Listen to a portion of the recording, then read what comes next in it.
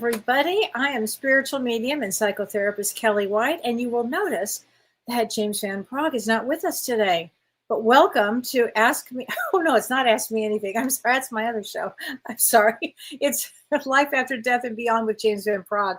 And unfortunately, James is taking a day off tonight. It's a much needed day of rest for him. So he won't be joining us tonight. But we have an extraordinary guest that we're so excited to have tonight. And let me tell you about this. So everybody send James well wishes. That's what we need to do right now. And he just will feel much better in the next couple of days. I know that. So tonight, I am joined by a really special guest. Her name is Dani Henderson. And Dani has had a lifetime of paranormal experiences. She's a psychic, intuitive, and she has been dealing with extraterrestrial contacts.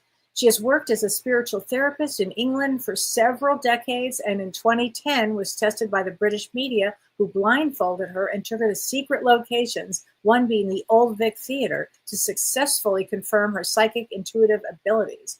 Dani has had direct contact experiences with extraterrestrials associated with the Galactic Federation of Worlds. Dani is the creator of the Galactic Spiritual Informers Connection, which is a global gathering for extraterrestrial contact. So this is such an amazing experience that we're going to be able to talk to Dani tonight. So please, everybody, let's welcome Dani from the UK. Hi, Dani. Hello, Kelly, and hello to your lovely audience. And I wish James the very best. I was so excited to meet him here tonight. I have a great fangirl story, but I'll save it till I meet him in person. Well, you'll definitely be back on with when James is here again. We'll have you back on, and he would love to hear that story. There's no doubt. Wow. And tell us, you are in the UK, and it's 2 a.m. your time. Yeah, it's 2 a.m. here, and it's piddling with rain. You know, in England, it's like it's raining cats and dogs. You know, we've got all these different terms for raining, but it's absolutely piddling right now. So, like, really hammering the roof. And but the weather, you know, the weather's been quite phenomenal across the world for different reasons, and people have different theories on it. But right now, it's just good old-fashioning watering the garden in spring. Well, that's wonderful. Oh my gosh. Well, tell us a little bit about your background, because I know you're a medium and you got into extraterrestrial work. So tell us some stories about being a medium, and then if you could talk to us about extraterrestrial. Being a medium, having the ability, the gift, the blessing, a heavy blessing, as you know, for some, I was sharing earlier, I was speaking to somebody earlier today, having a chat. He's very emotional. It's a work thing. And suddenly his dad comes in, and I said, may I give you a message from your dad who's passed?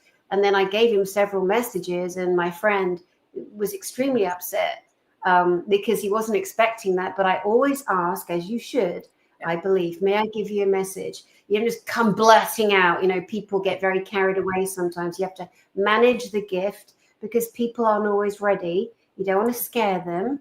And this is a natural phenomenon that a lot of people have. But my very earliest memory is being a baby in a crib. I was in my parents' room, and my first memory is being very gently handled and placed into my crib.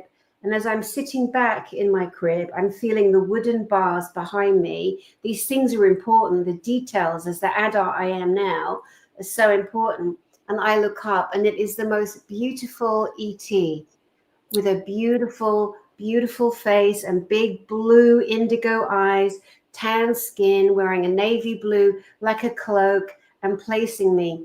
And when he put me in the crib, he didn't walk backwards. He glided backwards. The ETs have their own resonance, the good ones. And he glided back and stood by the curtains. And all I could see in the room was the light under the door, because the hall light, the hallway, we call it the landing. If you have an upstairs in a house in Britain, we call that the landing. And so the landing light was on, and there was a strip of light under the door. That's the only light I could see. And then my mum walks in and says to my dad, oh, I remember it so clearly. She's still awake. And she picked me up, and I was so cross. I didn't want to be here. I wanted to be back with him, and I wanted to go back upstairs. And that's all I knew. Took me, she took me down into the garden, and she's like, pegging washing in England, everyone hangs their washing on the line, even in winter, even if the washing gets stiff, it goes on the line. They're very old-fashioned. I'm like, bugger, I have a tumble dryer. I am not doing that. But she's unpegging the washing, and I remember it was dark, and I was confused. I was a baby. I'm looking up. I remember seeing the stars and just being so unhappy to be here. Anyway, cut to being a medium, having the ability to see spirit, negative and positive, all, and looking at people and teachers and other kids and seeing attachments or colors, or if somebody laughed, I would see color come out. Just so many different things. I never ever had a lesson ever. One time, there's a college in Britain. It's called Arthur Findlay College. Very famous. Oh yes. I went for one class, and I felt guilty going because it was called the master class. And here's an error that humans make. I said to myself, I've never had a lesson in being a medium, yet I've always been able to read my whole life. But I wanted to go to this class because the lady leading it was somebody I wanted to meet. It was a lady called Mavis Patilla. Oh, I'm very good. I was very close with Mavis. Oh, yeah, my I love God. Mavis. Was one of my dearest hearts. Yes. Oh my gosh, that's lovely. I knew you were going to say Mavis. Yeah. She's the best. She was the best. God rest her. And I went because it's like, bloody Mavis. I want to go and see bloody Mavis, you know. I bet. So I felt guilty going in because I felt like you know, that what's that saying, when you're the imposter syndrome. Even though I knew my talents, I'd read 1,000 times all my life. But I went to this masterclass, and she was so lovely, and it was little sweet little lady, and just so lovely. And she told us to go into groups and read each other and then come into circle. And so I'm sitting chatting to this lady in the group. It was my turn to read, and I saw a little girl with her, little blonde baby girl, 2 years old. And the lady said, yeah, you know, she said, she comes all the time. That's my sister who passed before I was born. And then we get into the big circle, and we're going round, and everyone's reading. And it was my turn, and I stood up and I let my brain engage. And then the little girl I'd just seen, she ran across the floor. Now, mostly when I see spirit, they're physical as you and I. There's no error. It's a spirit being in physical form. And I decided not to mention the little girl because I'd already told the lady in our little group corner, and it was such an error. And then I couldn't read, and I froze. And Mavis was so kind, and she said to me, "What is it, Dani?" And I said, "I feel like an imposter because I saw the little girl over there, and then I didn't want to mention it, and I didn't want to. I'm in a room full of this is a master class." And she said, "You don't ever worry about that," which of course was the right thing to say ever. Yes. Yeah. Wow. So that was the one and only class I ever went to, and I'm so proud. It was Mavis Patilla. But yeah, being a natural medium, as you know, it just comes. You know, it just comes. It's like when I read my friend earlier. We're talking about a work issue. He was in an emotional state of mind, and often spirit will come in this way, come in from the right for me, and it's an energy frequency that comes in. And then I'm like, oh, and I can see him very clearly in my mind's eye. Sometimes they're literally physical, just standing there. But sometimes I'll come in the mind's eye. You feel the feeling, the frequency, the energetic field engages. It creates an image in your mind, and you're seeing that, but reading that. It was, very emotional. But I hope that answers your question somewhat. Well, it does. And before we get into the extraterrestrials, could you tell us the story you were telling me before we got on about your fiancé? And I thought people would really, it's a fascinating story. Yeah. So I was engaged to what I consider the most beautiful man in the world. His name's Jeff Smith. And he was a huge giant, 6'4" giant, massive. He had the biggest muscles I've ever seen. His laugh was beautiful. His heart was amazing. And everyone knew Jeff. Oceanside, California, everyone. he'd say to me, he called me babe all the time. Babe, everyone knows me in this town, but it was never a brag. He would say, I can go anywhere. No one can say anything about me because I've always been a good man. He prided himself on that. He loved his Jesus. He had a huge family, children, and etc. We were engaged to be married, and we lived on his land. He had 2 acres of land with organic botanicals, and he'd planted them years ago. And we lived in a dome, like around a dome home. So our life was very what we wanted it to be. And long story short, one day he was feeling tired, and he kept saying, babe, I'm so tired. I'm so tired. So I said, well, I'll let me make us something to eat. So I did. And then I remember I was taking the day before I'd made dinner, and I was walking in the kitchen, and he put his hand to grab me as I was walking past. And he said, babe, promise me you'll never let me be a vegetable. And we used to do pinky promise with your pinky finger. And we pinky promised. And I said, of course not. Never let you be a vegetable. What an interesting thing to say. Then the next night, he's feeling so tired. He's exhausted. He's like, oh, I just feel wrong. I don't feel right. So I made some food. And then I picked up the plates, and we were walking in the kitchen. I said, I'm going to run you a bath. I'm going to do Epsom salts on your back, and I'm going to rub your feet. And I put the plates down. And he walked over to me, and he held my face like this. And he said to me, have I told you I love you today? So beautiful. He was such a good guy, and so loving and so romantic like that. And I remember looking in his eyes, but they seemed backwards more. He looked so handsome and beautiful, but I could see the light in his eyes was different. And then a second later, he put his hand on the shelf to grab a headache tablet. And then he stopped, and he looked at me, and then he looked at the gap beside me where there was nothing, and he went, oh, wow. I don't know if it was Jesus and the angels that walked in for him, but someone did. And then he just collapsed on the floor, and I managed to catch him without banging his head before he hit the floor. And at first I thought, and his eyes rolled back. And first I thought he was having a seizure, and I'm trained in what to do. And the second, my brain's like, no, he's having a heart attack. So I immediately started doing, compressions. And he was a huge man. He had a chest like a whale, like whalebone. He was enormous. And he'd been a surfer all his life. And little boys that grow up surfing all their lives, they often create an extra piece of cartilage here in the rib cage between the two sides. So he had this massive cartilage.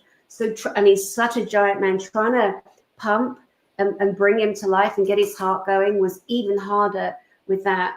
But the thing was, I'd rung the ambulance. I'm on him. I'm applying life-saving care.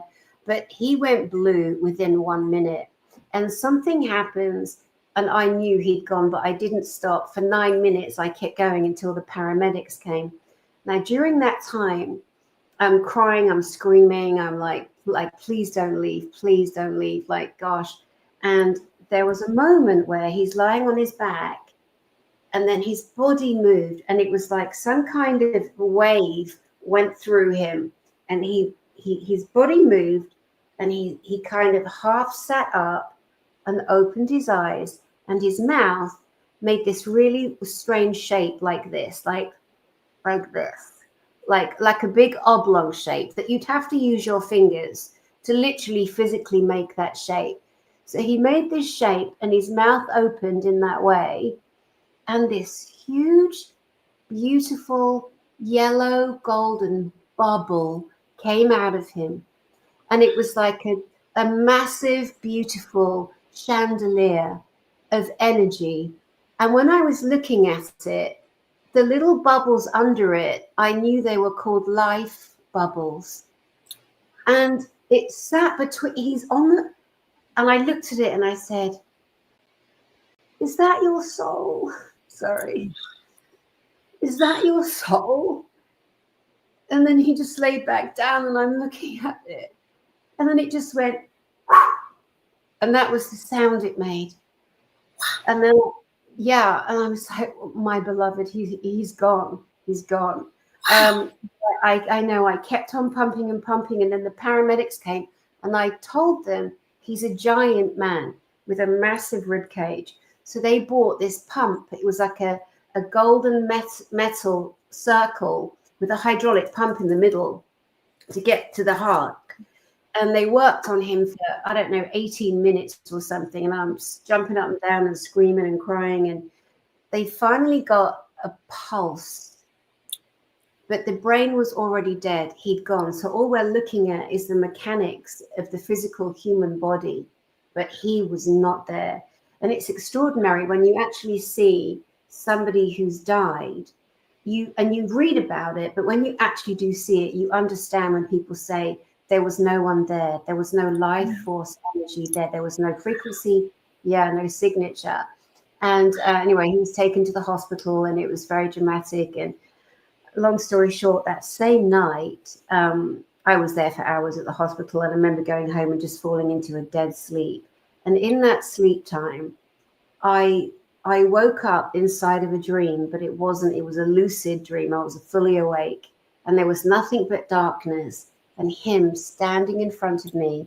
And honestly, he looked like Jesus. He wasn't Jesus. And he'd love to hear me say this story. He stood in front of me, looking beatific is all I can say. And he was wearing a white robe with a little gold satin edging. And he was holding his hands out to me like this. But he was communicating, I'm home. I'm home. Yeah. Wow. What an extraordinary story. My goodness. Thank you for sharing that. That whole energy coming out is extraordinary. Now, that's a story Mavis would love. She would have loved that story. And did you say Oceanside, California? I don't know if you're aware that in that area there today there was a 5.2 earthquake in that exact area. Yes. So there you go. Yeah, exactly. Well, how did you get into it as a medium? I mean, I am so fascinated with intergalactic and intergalactic souls, but how did you go into the intergalactic world and extraterrestrials?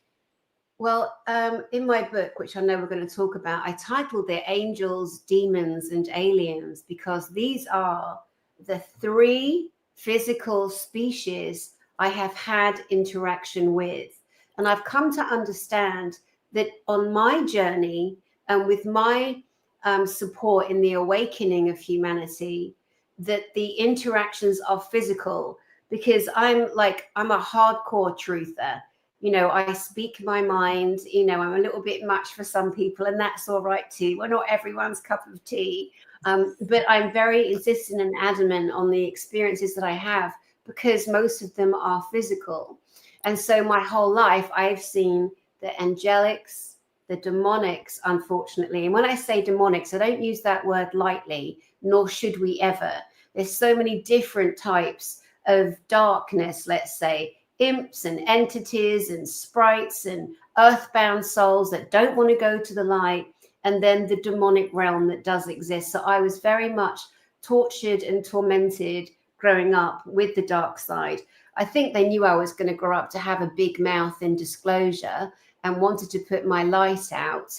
And there's a story in the book where they actually tried to do that, which I won't share here, but so it never stopped, Kelly. It's always been a part of my beingness.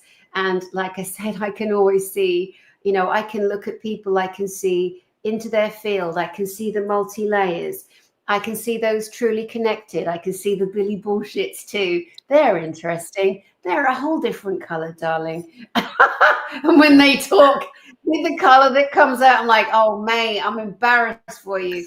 You know, but there's there's so many different ways with people. But yeah, it's never turned off. Although at one stage I used to live in Coronado, California. Okay. And I remember there was one time I was in my 30s and I was so tired of being woken at night. And I wasn't at the stage yet where I had my full comfort and bravery in telling them where to go. And I remember coming awake knowing that there's a ton of people standing at the end of my bed. They're all earthbounds. They're from everywhere. And Coronado, half of the island is a military base. It's a nuclear military base. And there's a lot of history on the other half of the island. And I remember getting so cross and thinking, I am so tired of all these years being woken up and harassed by these people. You know, it's not okay. And I remember opening my eyes and I went, go away. Like, I can't get them. And it was like the scene in Ghost, you know, where Sam Wheat pops through and Whoopi's like, get out to everyone. And they start walking back. Well, it was just like that. I was married at the time, and my husband's like, oh, for God's sake, what? I'm like, well, you can shut up and go back to sleep.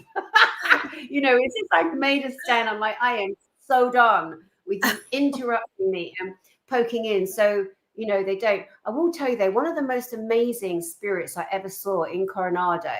So we moved into a house when we were having a house built, and my husband was a bloody snorer. Ex-husband, did I say that? Oh, I've got one of those. We're friends now. I call him Dobby from Harry Potter because he looks like Dobby loves Harry Potter. He looks like a goblin. Bless him. I think that's why we're friends. He didn't turn out pretty. But anyway, so he used to snore so much. So I'm in the I went to sleep in the living room. And we lived right up against the military base on Coronado. And I'm asleep. And we had this big mirror, standing mirror. And I sensed something. And I opened my eyes. And there is a tall, thin, bloody cowboy standing in my living room. A tall, skinny man, black waistcoat, black shirt, black jeans, cowboy boots, cowboy hat. Now, remember, I'm British. I don't have a mental reference for a cowboy. If I think about it, I'd think Texas, you know, but this dude is in California standing in front of me and he's looking at himself in the mirror. And the strangest thing, he had a reflection, Kelly. This spirit, God, he had an actual reflection. And when I realized he had a reflection, I went, like that. And then he saw me and then just disappeared.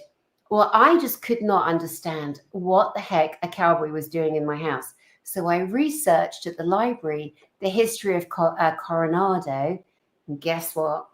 The half the island that's now a military base, which is miles and massive, used to be a ranch. Wow. I love it when we get that validation, when we know we have absolute confirmation, we've got certainty, we know it's true, we know it's real, and then to get that extra study and then have that confirmation. Yeah, I was thinking, what a narcissistic cowboy. He's like, be a good title of a book. Yeah, he was looking for he saw his reflection. How is it possible? How could a physical entity have a solid reflection? But he did. Yeah. Oh my God. Well, tell me, what is the Galactic Federation? So it's extremely important when someone says Galactic Federation. What do they mean? The Galactic Federation of what? Here's the clue, Kelly. The Galactic Federation of Worlds. That's what you want to hear. If you hear the Galactic Federation of Light, it is a CIA kidnapped New Age psyop. The Galactic Federation of Light is a program to take humanity down the wrong road and into the grey ETs and all the negative ETs that we stay away from. The Galactic Federation of Worlds is a literal military operation. It's military. Recently, there was a general in Israel, his name escapes me for the moment, who confirmed on television globally that the Galactic Federation exists. He meant the Galactic Federation of Worlds. What this is, obviously, we have spacefaring brothers and sisters. Obviously, there are beings on other planets. Of course, there are. And at this stage, if we don't believe that, we're going to see them soon. So we better Get a clue, and there's nothing to fear. There was, and now there isn't. The Galactic Federation of Worlds is beautiful beings from the Pleiades, from Andromeda, from Sirius, from Vega, men and women that look just like me and you, Kelly. They look just like me and you. Physical, solid beings, men and women who love our planet and want to help protect our planet from the negativity that we've all been living under our entire life. That is the Galactic Federation of Worlds. And at my conference, which is called the Galactic Spiritual Informers, on the 27th of September, 2024, just a few weeks ago, literally, Elena Danan, my best friend, but an emissary for them, we planned and we gave people 1 year notice. We said, on this day, at this hotel, at this time, you're going to see a fleet of spacecraft. And they came. And they came. And it was incredible. And the other amazing thing that happened, Kelly, was that a triangular craft, it looks like a triangle, and it's called a TR-3B. This is a naval craft. And you think, Navy? No, that's water. This was a Navy craft. They've actually denied having them. And this naval craft flew stealth low over our conference. And it flew over without its lights on. And then it popped its lights on, and they were green, green, green. And then way up, we saw the fleets of craft and the fleets. And I've got video. And your beautiful producer, Renee, who's a dear friend of mine, he filmed a lot. He was right there too. He comes to every conference. He's the guy. He's my main guy. And his beautiful Amanda. They're the two. I couldn't live without them. But yeah. And so what also was most extraordinary was that we proved that the good ETs, the good extraterrestrials from the Galactic Federation of Worlds are working in tandem with the Earth Alliance, the good military here. There's no way you would have got anything in their airspace whatsoever.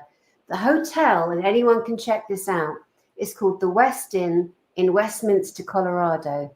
That hotel is inside of what we call a no-fly zone. No aeroplanes, no craft are allowed to go over that hotel. Not only that, it's a no drone fly zone. So no drones can fly over. Plus, NORAD is right there. And on one side, you've got Denver Airport. The other side, you've got Boulder Airport. I couldn't have chosen a more perfect place to prove physically and bring in a fleet of craft. It was absolutely outstanding, yeah. Well, I got to see that because our producer, Renee, showed me the video, and it was really quite extraordinary. Renee, do you happen to have that available now to show people? I don't know if you have that right now for us, Renee, but if you do, let us. Do you have that? Yeah, I'll look it up, and once I have it, I can share it with you. Yeah. I think that would be great for people to see, because it is really extraordinary, actually. Yeah. And you also have a Galactic Spiritual Informer event upcoming. Is that correct? Yes. I do them every year. And every year we've had spacecraft, but never like we did. We just decided that it was time to bring the fleet because there are so many conferences, so many pop-ups. Everybody wants to be the big galactic hero. None of us want to be galactic heroes. We just want to bring physical evidence to the audience. We just want to talk about the secret space programs that happen inside the military. We just want to put somebody on stage who's been to the moon physically. Just because NASA doesn't share it, it doesn't mean it's not happening. That's why they're called secret space programs. These are black operations funded. It's like, oh my God, I lost $3 trillion. I have no idea where it went. It went to the SSP, the secret space programs. So yeah, we have, JP, one of our Army insiders, has been given permission by higher ups in the Army to share the fact that he's been to the moon. And the military have spacecraft that they have reverse engineered and they're anti-gravity craft. that have been going up and down to the moon for decades. Now, some people get really like, that's not true, I've never heard of it. Of course you haven't. You haven't heard about it because it's a secret space program.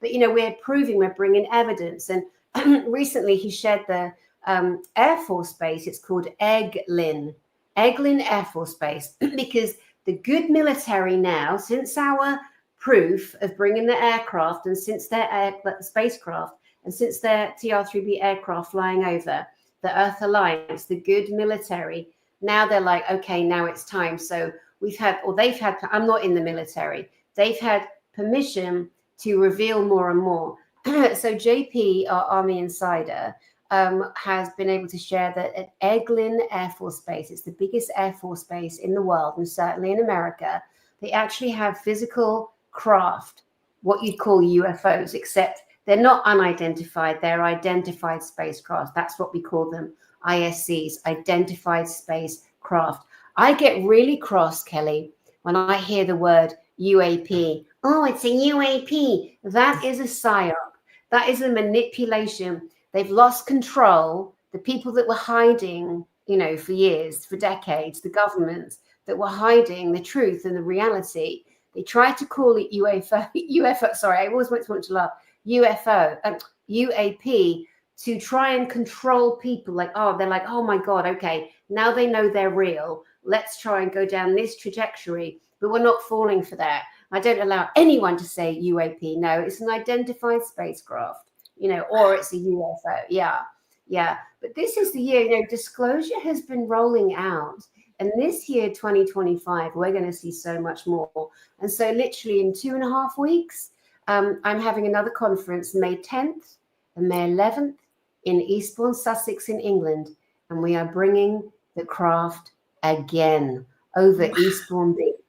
I've done radio campaigns, marketing campaigns. I want hundreds and hundreds of thousands of people down on that public promenade, which is miles long, so we can all photograph, film, share everywhere. Because when the craft came to Westminster, there were 1,000 people. We were all outside.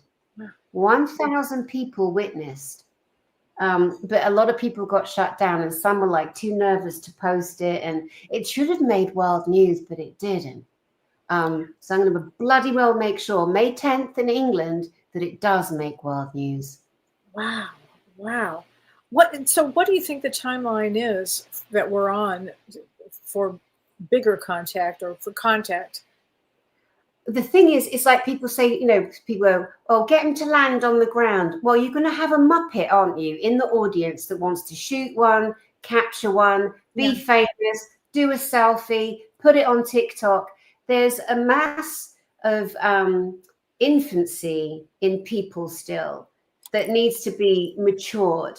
Why would they land? Why would they take a chance? So at the moment, the best we can do is, you know, what we're doing, proving at this day, at this time, exactly in this exact location, you're going to see several spacecraft.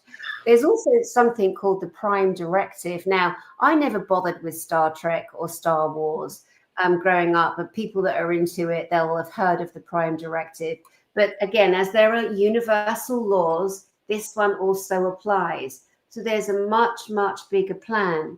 The good militaries across the world, the good people in higher positions, there is a plan for full disclosure. But I'm a pushy bird, and I'm like, you're all taking too long. I've been seeing them my whole life. Let's get it going, you know. So I'm pushing a little bit, because we just need a little bit more. And also the people I work with that stand on the stage and speak out, they are the biggest whistleblowers, in my opinion, that can bring evidence. They've all brought such incredible evidence. They don't just stand there and talk about a spiritual experience. I mean, that's great. But when you're telling the world that the extraterrestrials are real and disclosure is happening and that this whole planet has been repressed, you know, that everyone deserves to know the truth. So you have to bring the evidence. And I can't think of better evidence than showing it. Oh my God. What do you think your mission here on Earth is? having a very big mouth, darling, and a lot of passion. Yeah, no, that's a great mission. It is. Yeah, no, I mean, putting together my conference is Galactic Spiritual. I'm like, this is the time for the galactic heritage that is due to us, and that a lot of us have come from. You get a lot of people who know their star seeds. They came from elsewhere. They know it in every fiber of their being, and they're starting to get their memories, and many have had their experiences. Although, you know, bless humanity, you know, you get the old silly poppet. Like I had one at my conference the first year, this beautiful African lady. She was gorgeous. She had the biggest boobs in the world and the biggest hair, and she was biggest jewelry, and she was really bouncy and lovely. And she came bounding over to me, and she's like, "Hi, Dani." I'm like, "Hello, darling. How are you? You having a lovely time?" She said, "It's me." And I said, "Hi." And she said, "It's me." And I said, "Oh, hello." And then she said, "Don't you know who I am?" And I said, "Well, you're obviously a lovely lady." I'm thinking, oh God, my backside's going. I'm like, what is going to happen? And she went, "But it's me, I'm the queen." I said, "The queen of what?" "The queen of the universe." "I'm sorry, you're not, darling. You're not." You know? That's hysterical. Well, and people, you know, some people.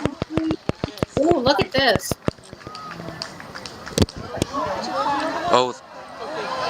Oh, yes! Oh, my! Oh! Yes!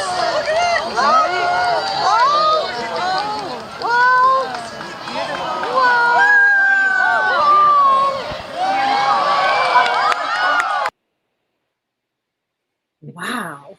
Yeah, that's just one. Yeah, we've got plenty of those. That's just one. They came together. They dove down to us. They split apart, and they flew up, and they gathered again, and they came down. And you know, do you know who Dr. Michael Sala is?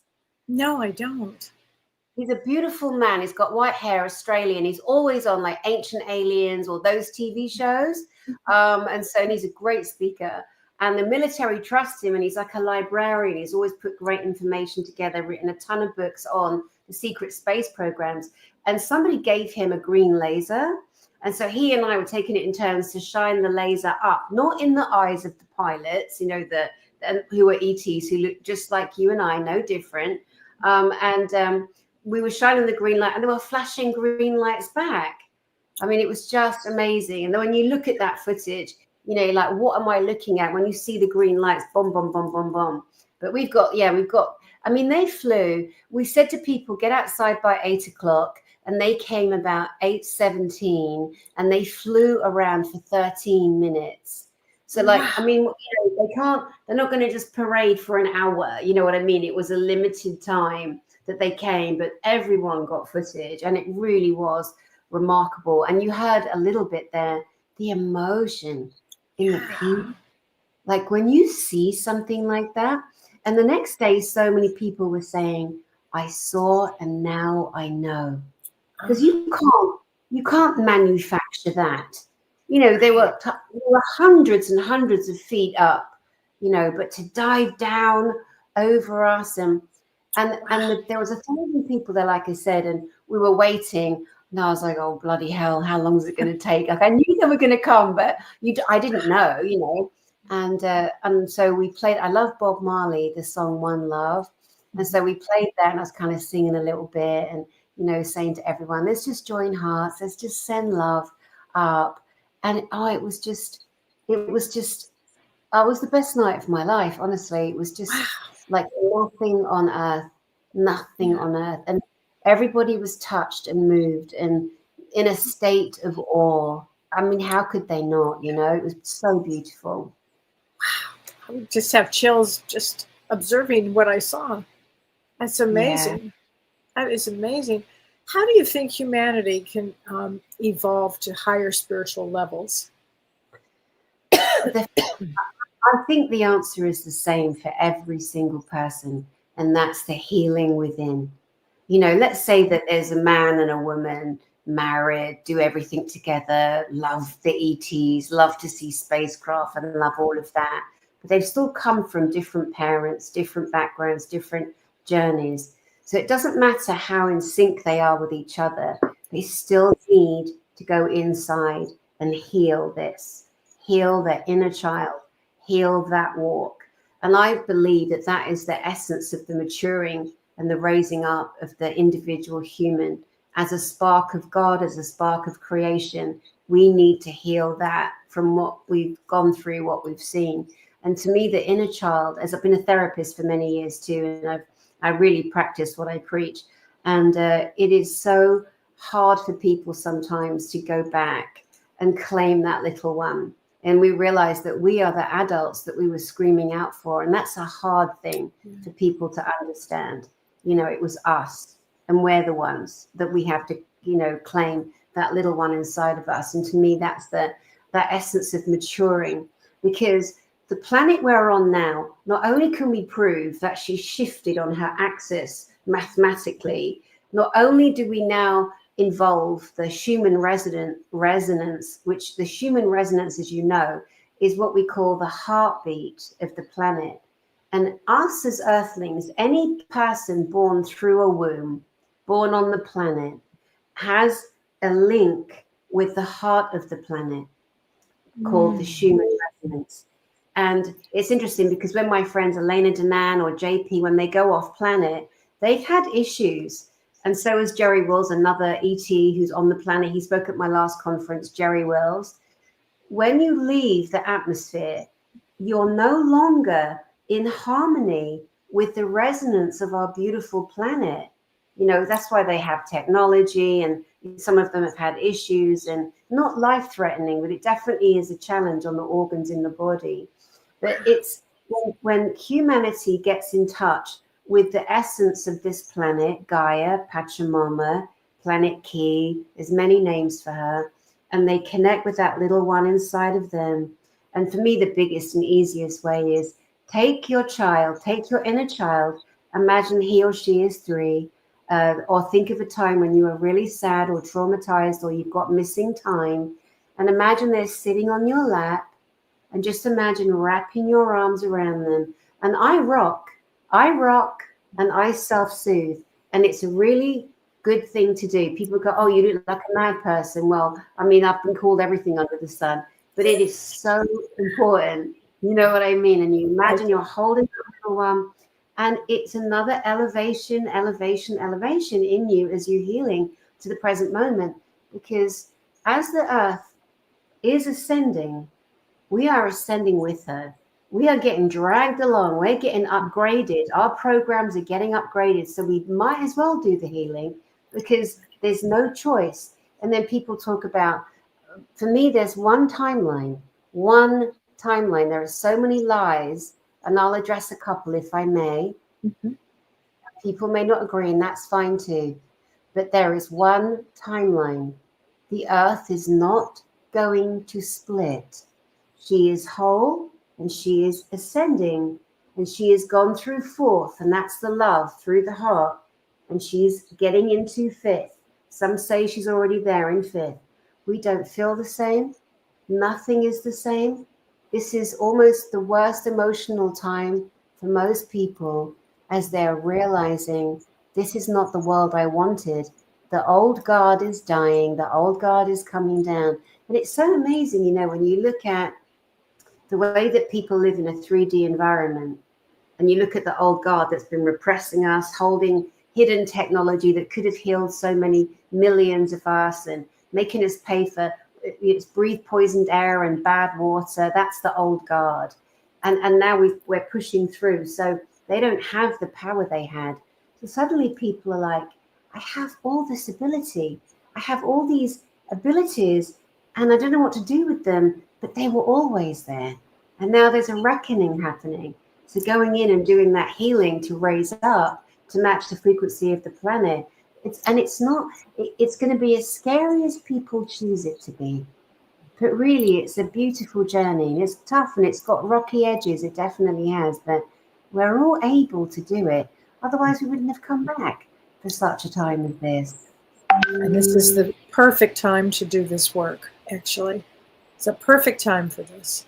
Well, I can't thank you enough, Dani, for being on the show tonight. And I know everybody's learned so much. You're fascinating. I could listen to you so many times. I can't wait to have you on again with James when we're all together with James, because there's so many questions that we can go into. And tell everybody the name of your book again. The book is Angels, Demons, and Aliens. And there's so many people, they read this book and they go, oh my God, that happened to me. That's what I want. People forget their memories, and then they get their memories jogged and they go, oh my God, I remember, that was me, you know. So this is from my birth, and I talk about Annex, the beautiful ET that I met that put me back in the crib, to other ETs, to the demons I met, that's quite heavy, to the beautiful other angelic realm. Oh my God, I love the angels. So Angels, Demons, and Aliens on Amazon by Dani Henderson. And that's a real help book. You know, you read someone's story, you can relate and connect. It helps you in your healing. And that's why I wrote that book. Wow, it's so true. Well, everybody's saying how fascinating you are, and you truly are, Dani. And thank you so much. We look forward to having you on again. Oh my gosh. Well, thanks everybody. We'll see you on my Thursday show, and we'll see you next week with James. Take care, my friends. Bye-bye. Bye.